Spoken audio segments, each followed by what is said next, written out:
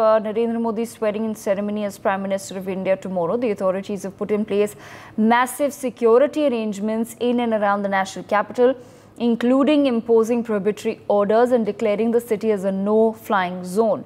Top officials from Delhi Police have conducted a thorough security review at the Rashtrapati Bhavan as part of the preparations for the mega event.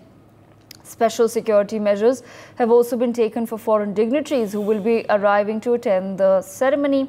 The advisory prohibits the operation of sub-conventional aerial platforms, which aims to prevent any potential threats from criminal, antisocial or terrorist during, of course, this high-profile event. The restrictions and prohibitions will be effective from the 9th of June till the 10th of June.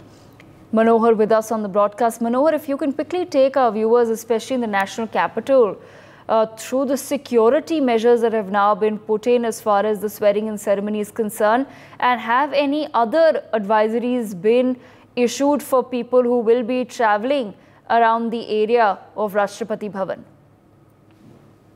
देखिए 3 दिनों के लिए 8, 9 और 10 इन 3 दिनों के लिए और विजय चौक से लेकर के राष्ट्रपति भवन तक वो तमाम जो लुटेन जोन का एरिया है उन्हें नो फ्लाइंग जोन घोषित किया गया है। इसके साथ साथ अगर आप देखेंगे तो उस एरिया में पैराग्लाइडर्स नहीं जा सकता, ड्रोन नहीं जा सकता है, कोई बैलून नहीं उड़ा सकता है। ये तमाम गाइडलाइंस जारी किए गए हैं।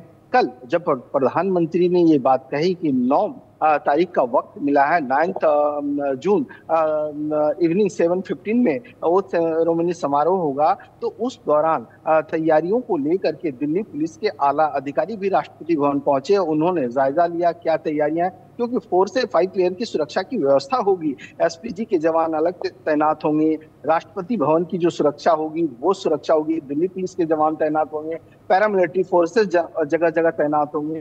तो इस तरह की सुरक्षा की कड़ी व्यवस्था की गई है, क्योंकि आधा दर्जन से ज्यादा जो है अलग अलग राज्यों के प्राइम मिनिस्टर इस समारोह में शामिल होने वाले हैं।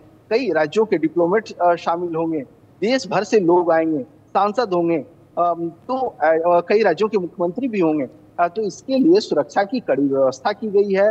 पार्टी की ओर से भी ध्यान रखा गया है कि लोगों को दिक्कत न हो, और लॉ एंड ऑर्डर के लिए जो है सो पुलिस ध्यान रख रही है। For more such videos, subscribe to the NewsX YouTube channel, hit the bell icon.